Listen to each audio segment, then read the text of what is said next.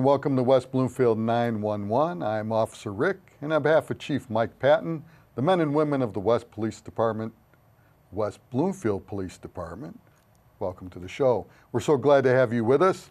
And on my right, I have my dear friend and my co-host, David McNealy. How are you, David? Good afternoon. Glad you're here. And to my left, we have the Consul General of the Consulate General of Canada in Detroit, Mr. Douglas George. Thank you for coming, Consul General. Yep. Thank you for inviting me. Well, we're so glad to have you here. And please don't run away. I know the border's not that far, but please don't run away. Okay. We're going to turn a corner spotlight on an employee in the police department. All right. Folks, if you look on your screen, you will see the smiling countenance of Alicia Agruso. Alicia is a police service aide with the police department, which means it's an entry position for someone who's thinking about being a police officer. And it allows Alicia to come in and learn about the job, learn about the purpose and the function, and decide whether she really wants to be a police officer. But it's also good for us. It gives us a chance to take a look at her, find out her work habits, and we make a decision as well. Does she really want to be a police officer? But she's a great asset, and we're glad to have her here. She hired in April of 2016, which means she has about 5 months service here in the PD. She's a newbie, but she also tasted law enforcement when she did a 1-year internship with the Troy Police Department. So this is a very dedicated and serious young woman, and we're glad to have her here. She does, though, have a sweet tooth. She said her favorite food isn't a specific item, but anything sweet. You know, Alicia, I don't want you, my daughters, and my wife in the same room. You'll spend all your money on candy. And her favorite book, she said she likes whodunits, crime mysteries. You know, maybe that's appropriate for someone that wants to be a police officer. And her favorite movie, well, she loves action movies, and then she kind of smiled. She hesitated a little bit, and I said, well, what's the matter? She said, well, I don't know if I should tell you this. I said, come on, tell me. She said, I also like romantic comedies.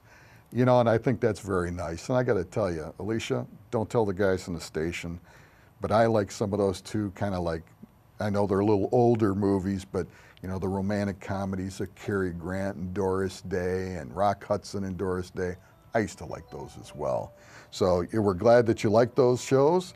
And her favorite music, she said she likes all types of music, but it depends on her mood. So there's something that if she feels good, she turns on one thing. If she's feeling a little sad, maybe turns on something else. As far as accomplishments and hobbies, she's proud of her graduate degree or her undergraduate degree from Wayne State University in psychology. Like I said, she's a smart cookie. And she's working on her master's degree also at WSU, but in criminal justice. And you know, Alicia, I'll always have a soft spot in my heart for WSU because my son graduated from there.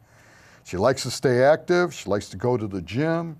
She enjoys CrossFit training, and she loves doing almost anything outdoors. And as far as quotes, I never had anybody quote Bruce Lee, but she did. The great Bruce Lee, the late great Bruce Lee, who said, don't fear failure. In great attempts, it is glorious even to fail. I like that. Alicia, do you mind if I use that? So folks, if you see Police Service Aide Alicia Agruso, please say hello to her.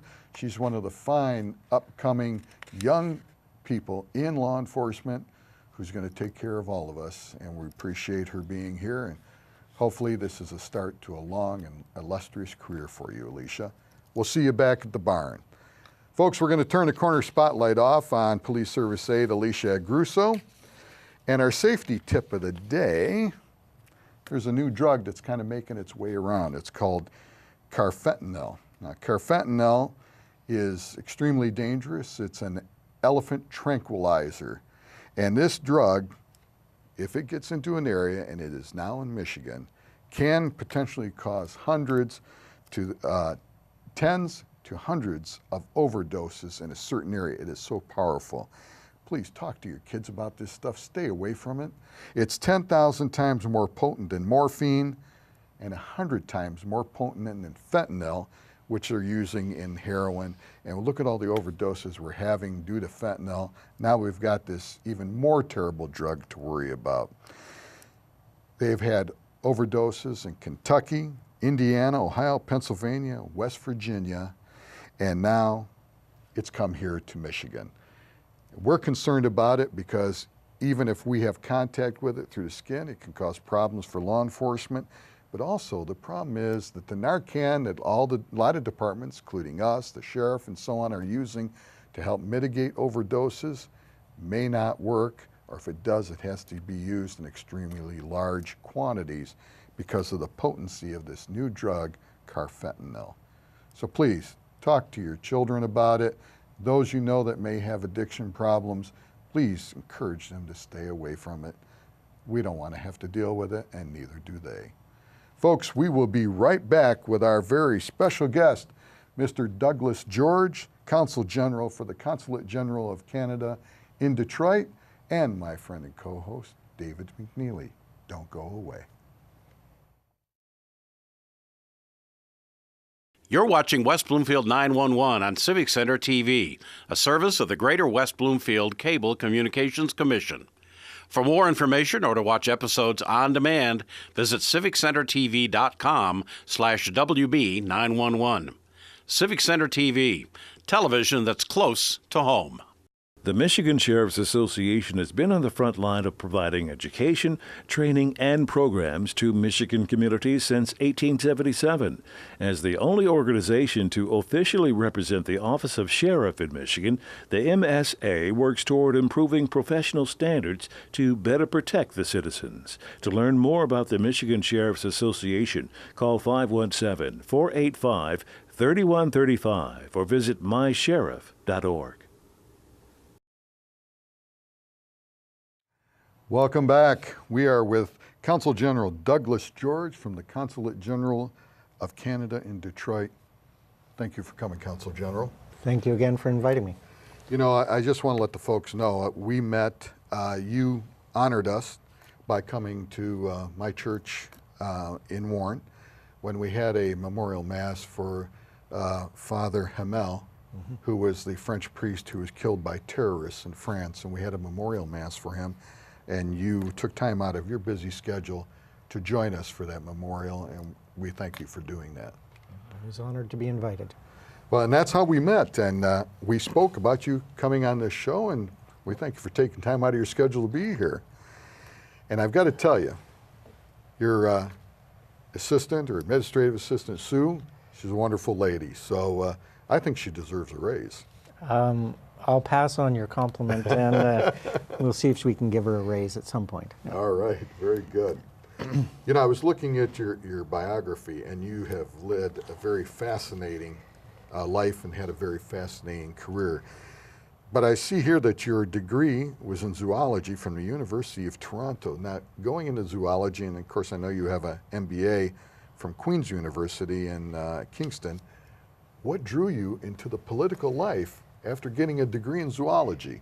Well, I grew up in Sarnia, which is about an hour north of Detroit on the Canadian side. Yeah, just the other side of Port Huron. Yep, and grew up on the St. Clair River, and I thought I was going to become a Great Lakes scientist, and then wandered into doing an MBA, and one of the professors recommended I look at joining the Foreign Service. Now, I'm in diplomacy, not politics. I'm an official of the Government of Canada, and I've served all over the world. Yes. But there is a difference between politics and diplomacy. Diplomats watch politicians and try and figure out what they're doing, give advice, but I've never been elected to anything, and I don't ever plan on running for anything. Thanks. Let me ask you, is part of the job of a diplomat to correct the mistakes of the politicians? We were called upon in Ottawa, in our headquarters. Our job is to give fearless advice. We give our best advice, but the politicians take the ultimate decision, and then our job is to implement. But when we're overseas, a lot of our role is to watch what's going on in our home country, or in my case, in states. I'm responsible for Michigan, Ohio, Indiana, and Kentucky. So we will watch what the laws are, which politicians are coming in, assist when governors want to meet ministers in Canada, Sure. and basically explain what's happening in our territory to Canada, to Canadians, but equally explain, and probably more importantly, explain to people in our territory what Canada is about, what our policies are, and how we cooperate. And in this region, we do an awful lot of cooperation. We share the border, and we Yes. have responsibility for that. We have joint responsibility for the Great Lakes, and this is nearly a quarter of the world's fresh water. We've been having joint stewardship of this amazing resource and managing it together. You know, we can't convince fish to stay on one side of the border or Right. the other. Pollutants that come in affect everybody, so we work very hard to make sure that we have a coordinated approach to that. And we've worked under a treaty that's well over 100 years old. But a lot of what we do is we have literally thousands of miles of our border which is water. Yes. All the border between Michigan and Canada is wet. Yes. So it creates special challenges, but also unique opportunities. So we've been doing a lot with that. Well, and with Canada and the United States, correct me if I'm wrong, but do we not share the longest, really unguarded border? I mean, we have our border patrol on both sides, but there's no walls separating us. We have a free border that Yeah. is almost unusual throughout the world. Yeah, and we work hard to keep it that way. We basically have a perimeter approach. We cooperate between Canadian enforcement officials and U.S. enforcement officials, whether it's at the local, county, state, international, at national level, or on the Canadian side, municipal, provincial, national. Right. And I was earlier talking to Royal Canadian Mounted Police, the RCMP detachment in Windsor, and they were explaining some of the things they do with their U.S. counterparts. We have an International Border Enforcement Task Force for the region, and enforcement officers from Customs and Border Protection, immigration, police departments get together, share information, because there is some cross-border crime, and we're doing as much as we can to stop smuggling of people, smuggling of drugs, Yes. and with some notable success. Now, one of the most interesting things that we do, which is called Shipwriter. I'm glad you touched on that. Yeah, there's actually a long bureaucratic-sounding name that nobody uses. Everyone calls it Shipwriter. And if you look at the Detroit River, it's a mile wide.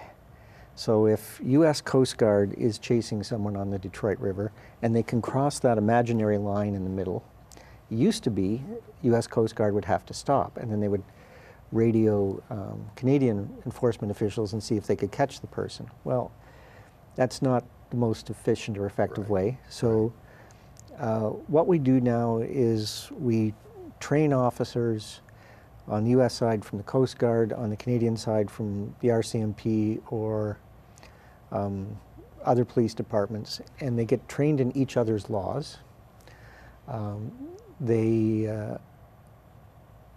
We use common communication systems, and a specially trained officer will be put on the other country's boat. So a U.S. Coast Guard vessel would have an RCMP officer on board, or an RCMP boat would have U.S. Coast Guard officer on board.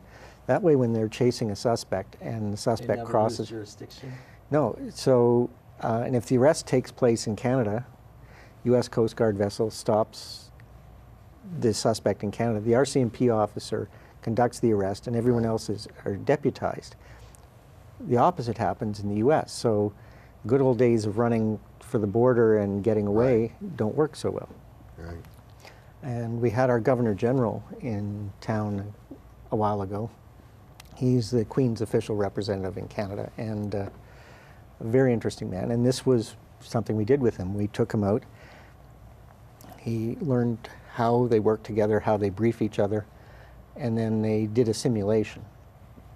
So we had a cabin cruiser come around Belle Isle with a U.S. Coast Guard helicopter tracking it, and it was a Canadian vessel that went off with a U.S. Coast Guard officer on board, and they arrested the, quote, suspect in U.S. waters, so U.S. Coast Guard got to do the arrest. Now, it was pretty easy to tell which was the suspect because everyone else was a U.S. Coast Guard officer in uniform, so.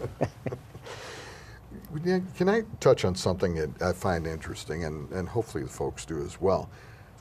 The United States, of course, independent nation. Yes. Canada, an independent nation. And yet you have a different relationship, as you said, the Queen's representative Yes. had come to Canada. Can you explain that to the American audience, that relationship between Canada and the United Kingdom that the U.S. doesn't have? Yeah, well, we still have as our head of state Queen Elizabeth. But obviously, she is head of state for a large number of Commonwealth countries.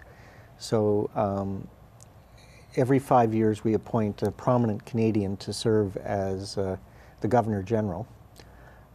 He has, his authority is, law does not become a law until he signs it or one of his deputies.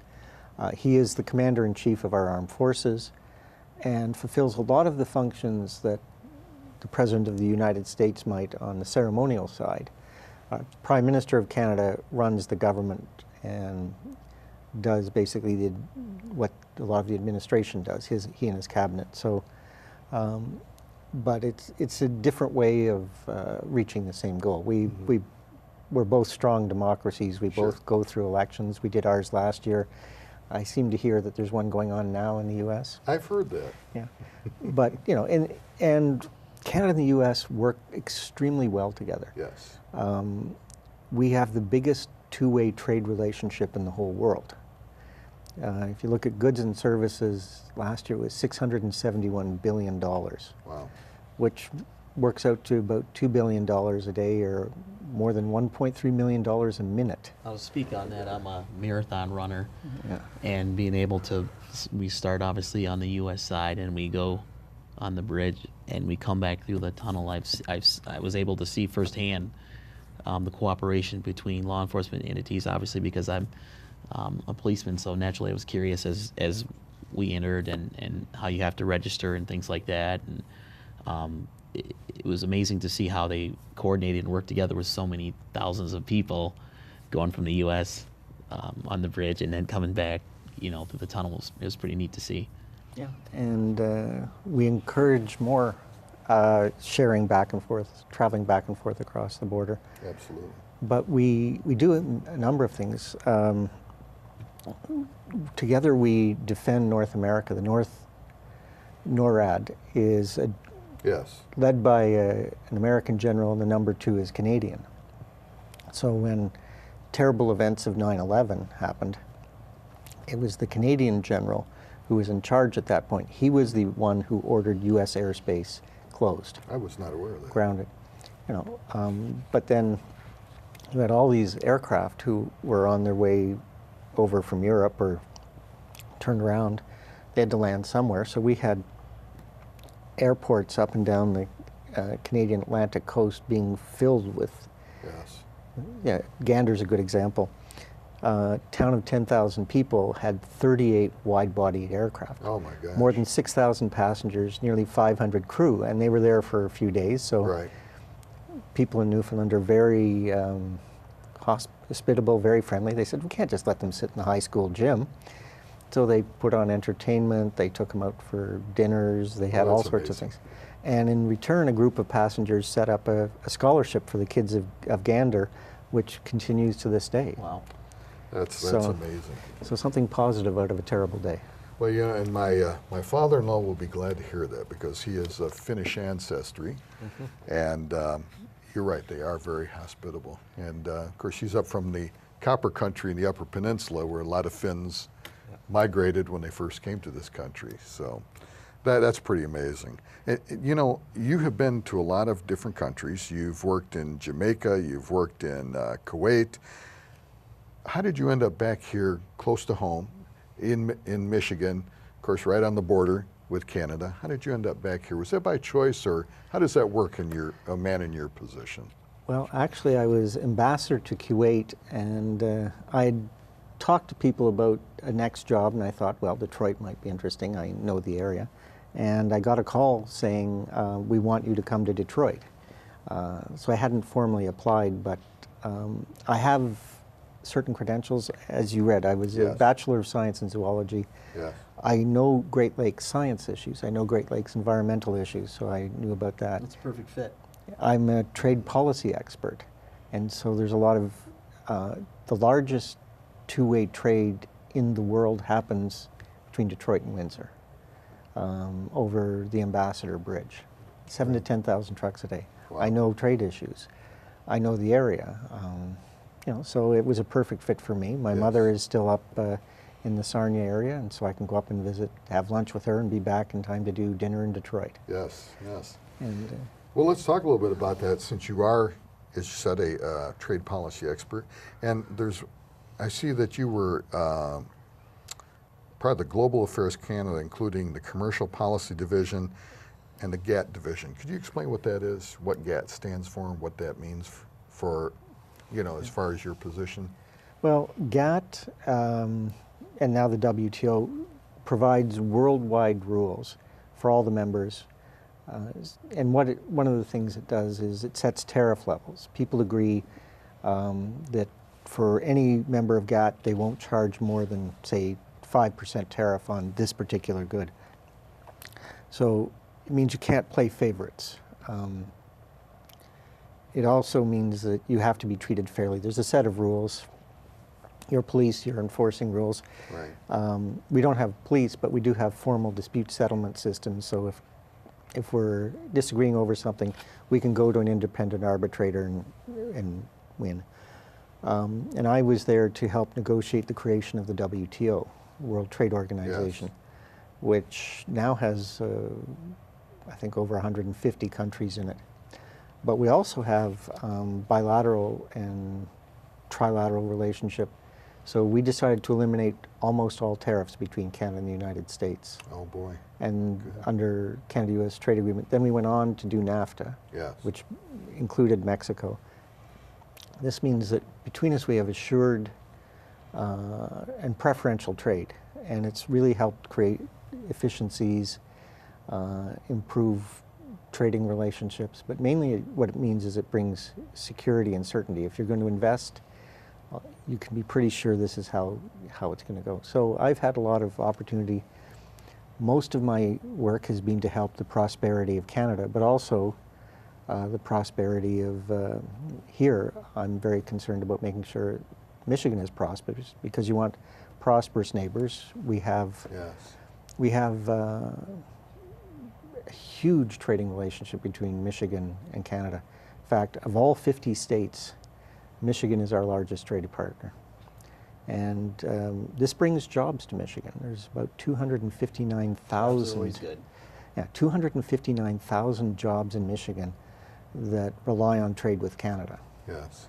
And we also have huge tourism flows. We vacation in each other's territories. We fish in each Yeah. other's territories. Yeah. As long as you've checked in with customs, you can, if you're a U.S. fisherman, you can get a license to fish in Ontario waters.